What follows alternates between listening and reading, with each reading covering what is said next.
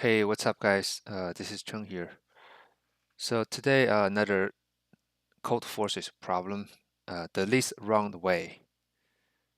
So you're given like a n by n matrix and consisting of non-negative integers, and our task is to find a path such that, starting from the upper left corner and and in the bottom right corners,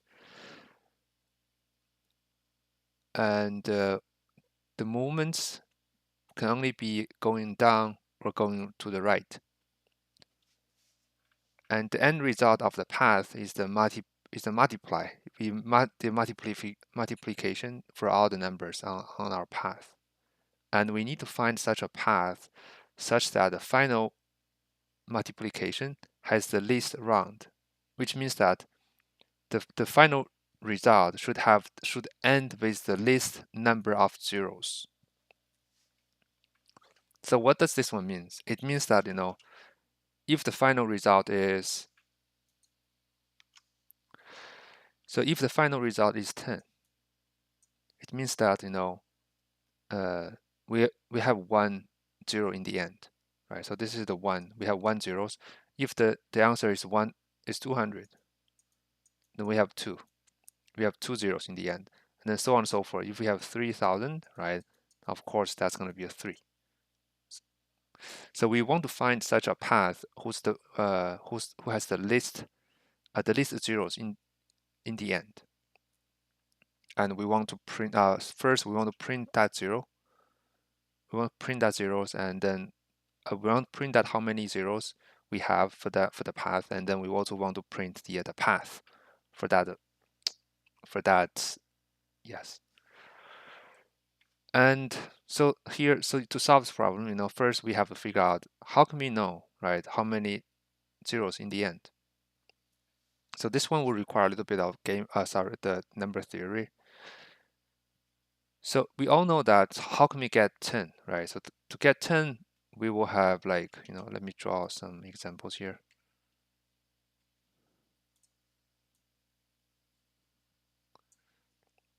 So 10 with what? 10 is 5 times 2, or 2 times 5, right?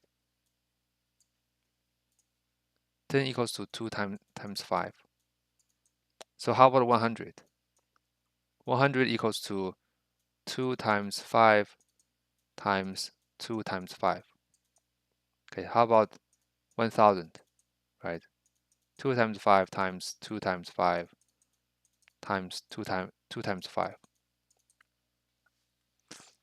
Let's have another one. Let's say we have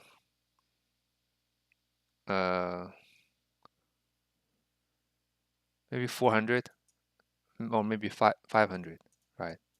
So we have 500, we have basically 5 times 100, which is this one, right? 2 times 5 times 2 times 5. So now we can, it should be clear to see that, the number of the zeros in the end is equivalent to the minimum number of the 2 or 5 after doing these factorizations for a number. Because let's say we have, since this is the end result, right? So if we have like a number, if we have like 25, number 25 and number 4, so let's say these are the two numbers on our path, right? If we do a factorizations of these two numbers, so here we'll have like 2 5s, right? We'll have 2 5s, and here we'll have 2 2. That's why, the minimum of this number of 5 and number of 2 in this case is 2. That's why we know that, we're gonna have like 2 zeros in the end. So the reason I said it should be the minimum of these two. Let's say we have three 5s, right? We have 3 5s. Then we have 2 2. Okay. So in this case, it's still, the answer is still 2 zeros. 2 zeros in the end. Because there's no other, because basically only a pair of 5 and 2 and 5 can result to to a 0 in the end. So if in this case, we have like we have a 5 that doesn't have a corresponding 2. That's why we'll only have 2 2s, because it's kind of obvious, because if we have 3 5s, what do we have? We have 7. We have like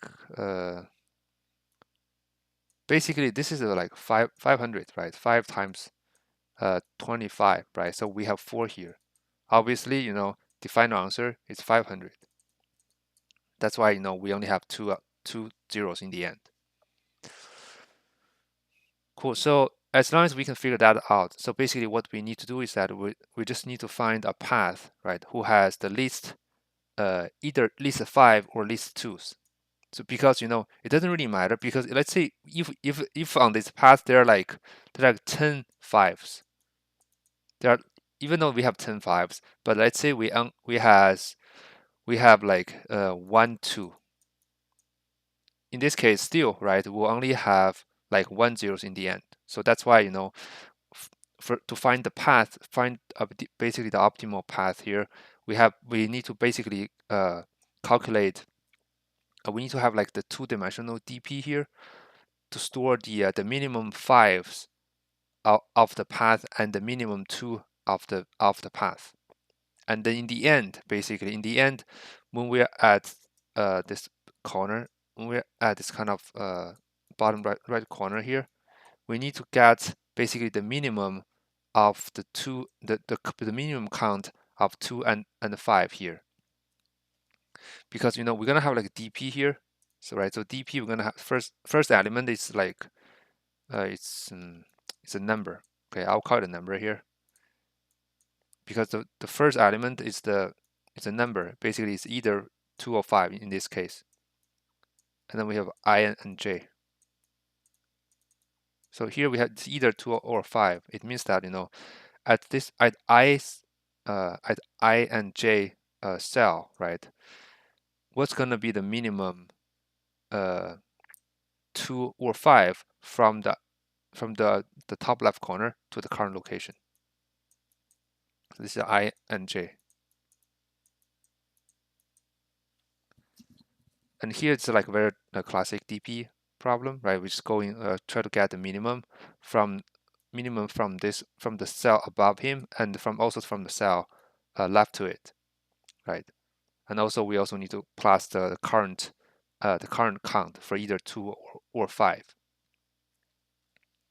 And then in the end, we just need to compare basically the number 2 or 5 at this location. That will tell us the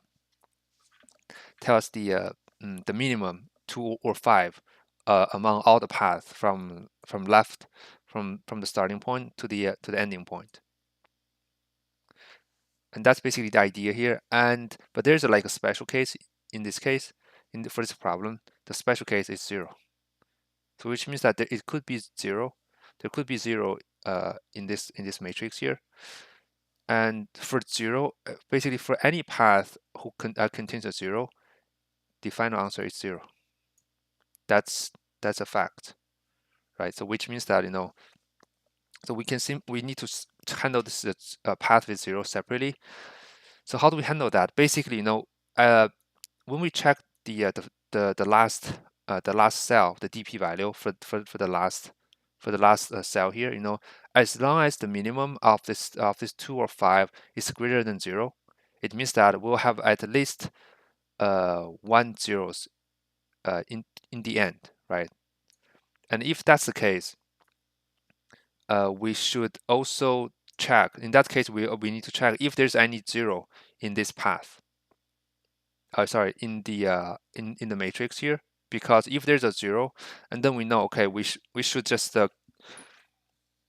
find the path who contains that 0, because the 0 will definitely give us only one 0 in the end, which is like a better answer than using the 2 and 5s, because the 2 and 5 will also at least give us 1 0. So we might as well just find that the 0 path, who will also give us like a 0,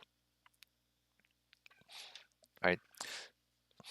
Because let's say if this one, if the DP of 2 and 5, right, if this one equals to 0, the minimum of this two values of DP value is 0, it means that there exists a path that can give us a no 0 in the end. So which means that we should definitely go to that path. In that case, we should not consider 0 in this case, because 0 will give us 1 zeros. But if this thing DP 2 and 5, the minimum of those two is 0, it means that we can find like a path without 0 in the end. Yeah, I think that's basically the main idea for this one. And one last thing, let's say we find like a path like from the end. Let's say there's like a 0, it's equal to 0, and how can we print out the path, right? We also not only we need to print the total zeros, and we also need to print the path. So for this kind of matrix problem here, when we print the path, I think we should always print from the end. Basically, whenever we find like a path, we start from here, and we always go to that path whose value of the DP value is smaller than the other one, and that's how we traverse back. We cannot start from here. And why is that? Because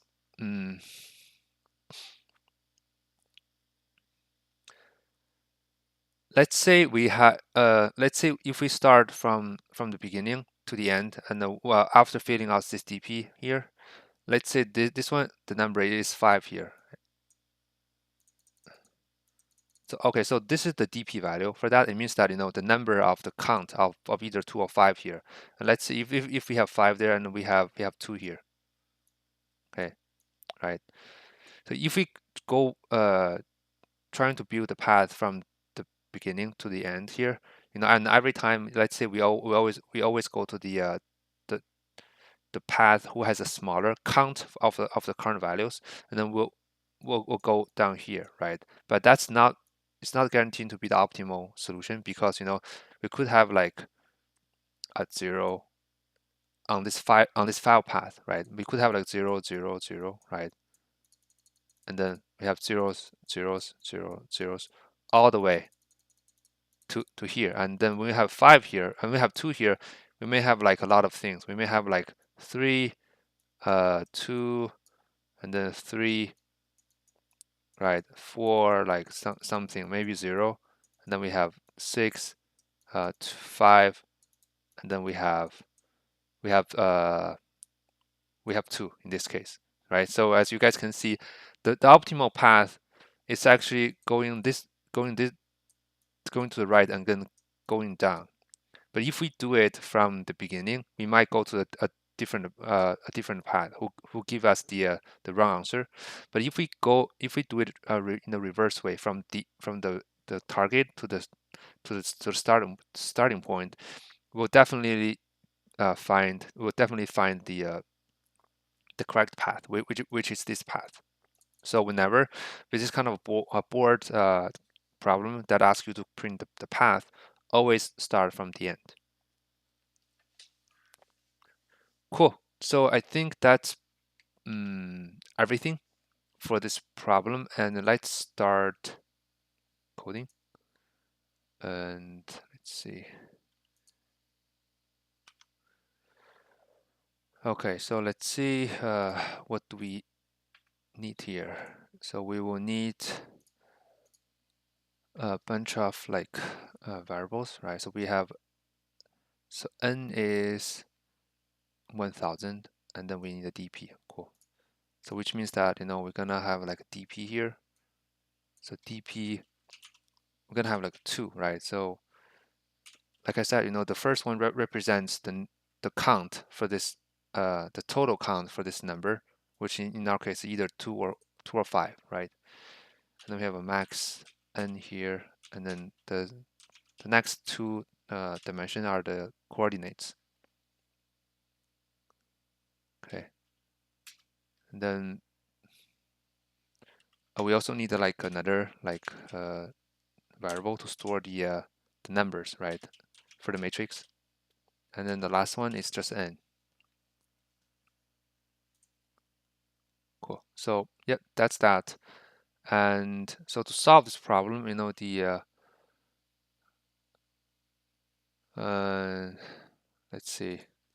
So first we have to initiate the DP values with the maximum values, because we need to get the minimum, right? The minimum count for this number. That's why I'm going to do a mem set of dp.63 size of dp. Okay, so that's how I set the each element to be the biggest values possible, and then I just read in the numbers, right? For int I equals to 1 and I smaller than 1 than n, I plus plus. Okay. For int j equals to 1, j is smaller than n, j plus plus. And then we have cn a I j e, right? So that's how we read in the values. And then so I'll just have like a helper functions called FieldDP here. So basically I'll fill the DP for number 2, and I also fill it one more time for number 5. Okay, and let's implement that. So to fill the DP, right? So it's like basically the very classic DP algorithm, right? So we have fill DP, and then we have the numbers here, right?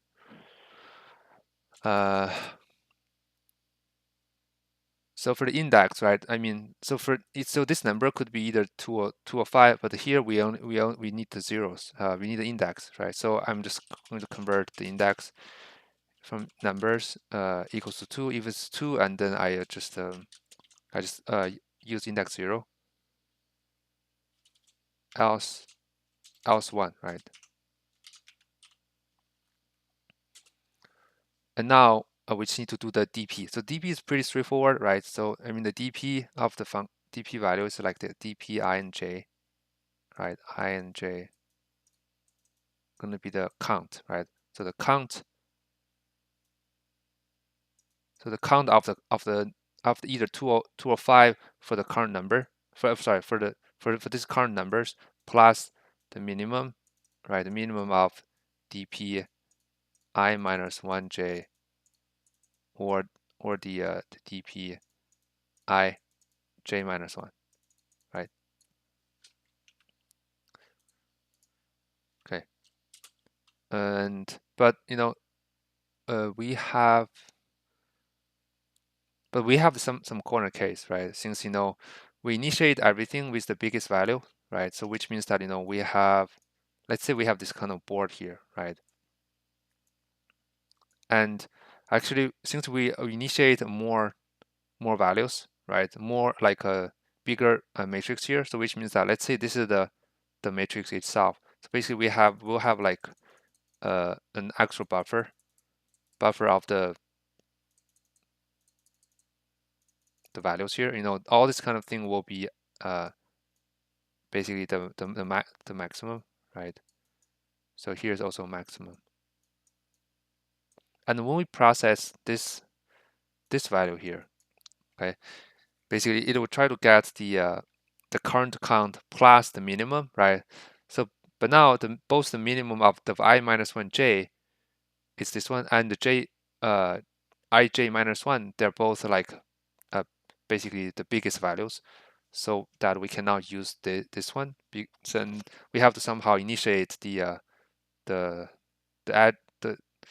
edge case in this case, right? So a simple way is that since we are traversing from line row by row, we can simply make this one to be 0, right? As long as this one is 0, and when we calculate the first element here, right, basically the dp ij minus 1, this one will become to 0. And the minimum of these two, of this one is the maximum values, of course 0. So that's how we can handle this corner case. Cool. So that's what I'm saying. So we have dp index, right, of the 0, 0 and 1, 0 and 1, right, equals to 0. So now we simply just do this, right? Int I equals to I smaller than n, and then do a I plus plus, right? And then we have for int j equals to 1, j is smaller than n, and then j plus plus. So the reason I start from 1 and because I don't want to, so I can just save the code to handle this I minus 1 and j minus 1 scenario, right? And also when we fill in the a here, right? So notice that we also used a 1 base index instead of 0 based. That's why here we can simply use I and j to find the numbers from a variable to the array here instead of doing a I minus 1 j minus 1. Cool. So for that, actually, so first we need to do a number count, right? We need to do a number count from here. Probably I also need to create another helper functions here. So I'm going to have like count numbers here, and the number we're trying to work on is the a, I, and j, and then the number we're trying to count is the number. Okay. So yeah, so let's create that helper functions here, and we have gonna have int dot count numbers, right? The int number, and then int digit. So here we're trying to basically this digit could be either 2 or 5. So the purpose of this count numbers here is to find how many factorizations for this digit. Right, let's say we have 75, and let's say we're trying to find 5, right? So which means that we can find 3 5s from out of 75. And if we're finding 2 here, actually there will be 0 2. There will be 0 2 in here, right? And how can we find that? So pretty straightforward. So we just have like int answer equals 0, and then we do this one. We do a while loop here. While number is not 0, and if the number can be divided, right, by its index, by its digits, right? So if this number do a modular with digit will be 0, and then we know, okay, we find there's one factorizations for this number, right? And we do answer plus plus, and then we do this num divided for digits, right? Right, so that's how we find the count for this digits in this number. And cool. So with that, we can do this, right? So we have an index, and then I and j, right, equals to num count plus the minimum of dp index of I minus 1 j, right? Then to the dp of this, I'll just copy and paste here, I j minus 1, right? So, and yeah, cool. So that's how we fill in the dp here, right? Basically, we call this fill in dp twice to fill in all the values for this dp here. And now since we have the dp here, like I said, we can do the final output. Okay. So there are like a bunch of scenarios here. So first we need to see what's the minimum, right, count out of 2 for 2 and 5, and based on that values we will decide if we want to print like a path with 0 or not. Okay, so first let's try to find like what's going to be the minimum so which number, let's try to find out which digit has the smaller count in the end, right? So at the beginning we're assuming its index is going to be 0, right? And then we check if basically if the dp1 I and n and n, right, n and n is smaller than the dp0 index, right, index n and n. Okay, and then we set this index equals to 1, right? Basically, so this is a simple check to see, okay, after this one, the index will be the one who has a smaller value, right? Uh, in the end, and then we check, right? Uh,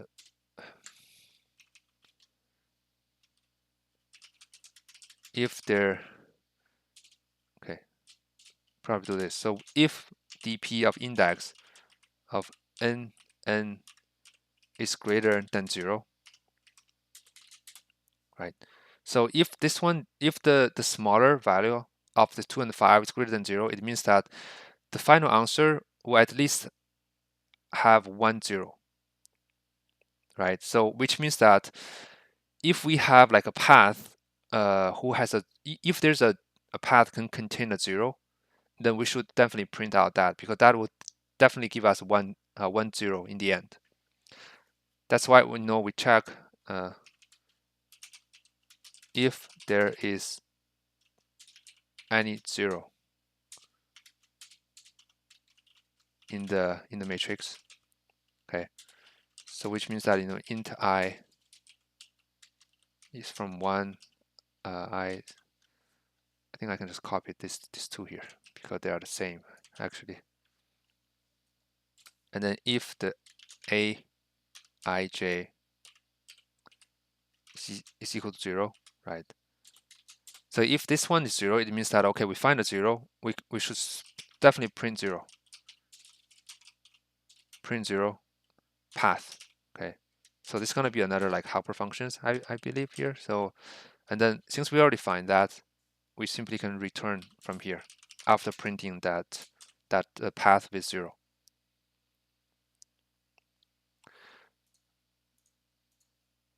Okay, so the way we print the 0 path is also kind of straightforward, right?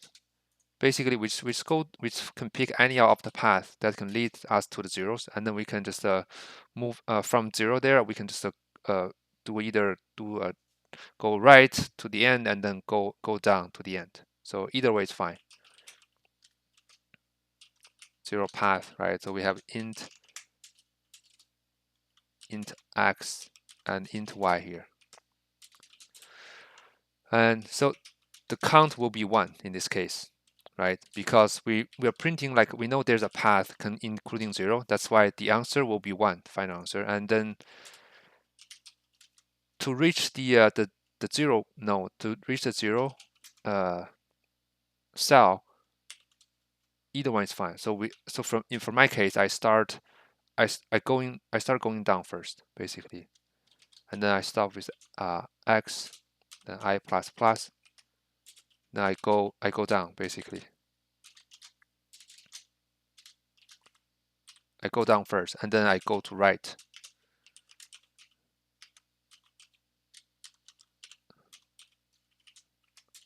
And then I go right.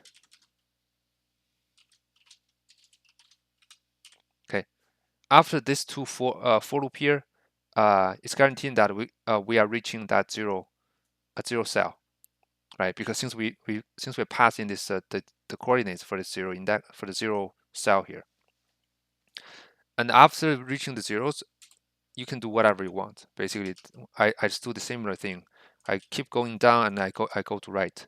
But now this time, we have to do a little bit calculations here. It's going to be a n minus x in this case, and then we go down.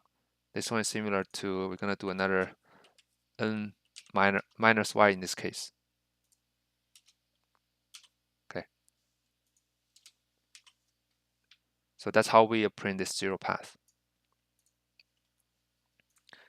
And so after handling the 0 cases here, and now the remaining one is just the actual path we need to print from the end to the beginning. So which means that we're gonna print the count first. That's gonna be the dp of index of n and n, right? Because the count is giving us the final the total zeros in the end. NL here, and So since we're going to print it in the reverse order, right? Probably I'll just define like a path here, right? String path, and then we start from the starting point is xn, right? And y is also n. And then for int I equals 0 and I, so how many times we need to do the printings? You know, since we have this kind of 2D grids here, right? Starting from here and to here and to here, how many times times we need to print basically? Here to here, right? So what's the distance between these two? 2 times n minus 2. That's the total number of the letters we need to print. Okay, that's why we do a 2 times n minus 2, and then I plus plus. Okay.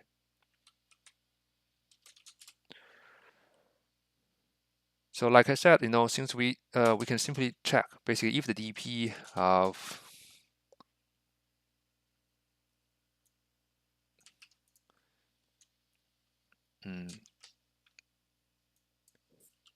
x minus 1 and y is smaller than the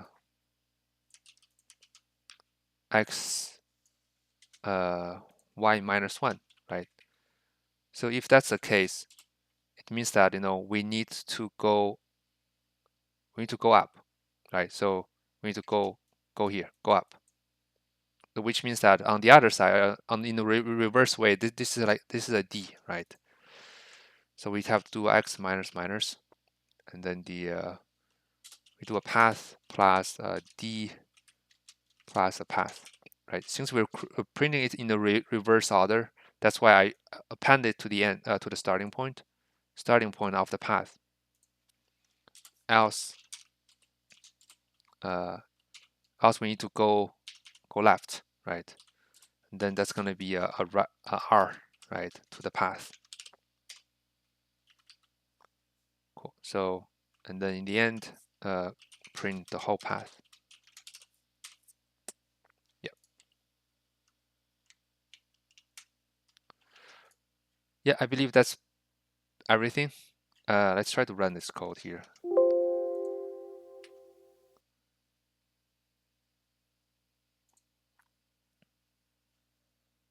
Oh, we haven't returned any numbers here. Okay. Return answer. Right. Let's try to run it.